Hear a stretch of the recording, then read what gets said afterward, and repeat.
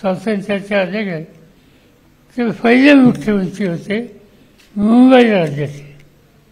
आणि त्याच्यानंतरच्या काळामध्ये यशवंतराव चव्हाण झाले, त्याच्यानंतरच्या काळामध्ये पृथ्वीराज चव्हाण झाले आणि त्याच्यानंतरच्या काळामध्ये एकनाथराव झाले.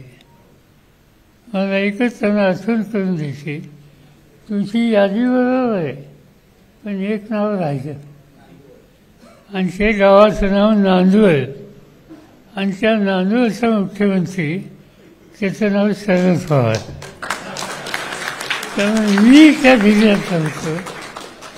मला आनंद आहे की आज महाराष्ट्राचं नेतृत्व करायची संधी त्यांना मिळाली. आणि नुसतं महाराष्ट्राचं नेतृत्व केलं असं नाही, वेगवेगळ्या क्षेत्रामध्ये महाराष्ट्र पुढं कसं जाईल या प्रकारची काळजी त्यांनी घेतली. ठाणे, नवी मुंबई हा सगळा नागरी भाग आहे. आणि अलीकडच्या 50 वर्षामध्ये नागरी प्रश्नाच्या संबंधी जाण असलेला नेता कोण याची जर माहिती घेतली तर कटाक्षानं एकनाथ शिंदेचं नाव द्यावं लागेल.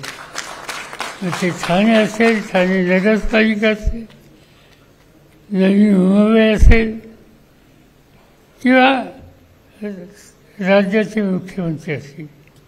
आणि म्हणून एक योग्य दिशा द्यायचं काम त्यांनी सातत्याने केलं. आणि हे करत असताना कधीही पक्ष अभिलेख न ठेवता विविध क्षेत्रातल्या लोकांशी सुसंवाद ठेवून राज्य आणि विशेषतः नागरिक परिसर त्याच्या प्रश्नाची सोडवणूक कशी येईल याच्यामध्ये लक्ष केंद्रित करण्याचं काम त्यांनी केलं. याची नोंद ही महाराष्ट्राच्या सार्वजनिक इतिहासामध्ये निश्चितपणाने राहील. आणि त्यामुळे आज त्यांचा सन्मान होतोय याचा मला मनापासूनचा आनंद आहे. आणि तो सन्मान कसा होतोय? शिंद्यांचा पुरस्कार, शिंद्यांना शिंद्यांचा पुरस्कार आणि जावळी असलेल्या शिंद्यांच्या हातून आनंद आहे. सरहद्दने हा मोठा कार्यक्रम घेतला. माझी खात्री आहे की ज्या अगत्यानं आपण सगळे या ठिकाणी उपस्थित राहिलो. आणि त्याचं महत्त्वाचं कारण मी बघतो गेले काही दिवस दिल्लीमध्ये इथलं वातावरण बदललं. दिल्लीमध्ये आम्हाला लोकांना स्थानिक लोक विचारायला येत असतात आणि अलीकडे येतात तो प्रत्येक साहित्य संमेलनाच्या संबंधी काही ना काहीतरी सांगायला येतं. आज दिल्लीकर आणि दिल्लीचे मराठी भाषिक अतिशय खुशीत आहेत. ते वाद बघतात की 21, 22, 23 कधी येते, प्रधानमंत्र्यांचं भाषण कधी होत आहे, अन्य कार्यक्रम कधी होतील.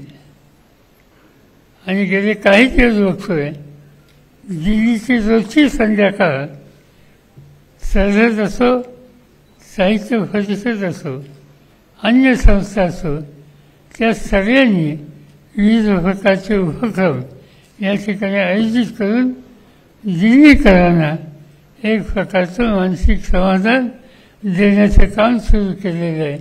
माझी खात्री आहे की हे साहित्य संमेलन अतिशय यशस्वी होईल, लोकांच्या लक्षात राहील आणि दिल्लीकरांनी त्याच्या पाठीशी जी शक्ती उभी केली त्याची नोंद संबंध देशाच्या मराठी भाषिकांच्यात घेतली जाईल हा विश्वास या ठिकाणी बाळगतो आणि आपल्या सगळ्यांची रजा घेतो. जय हिंद, जय महाराष्ट्र.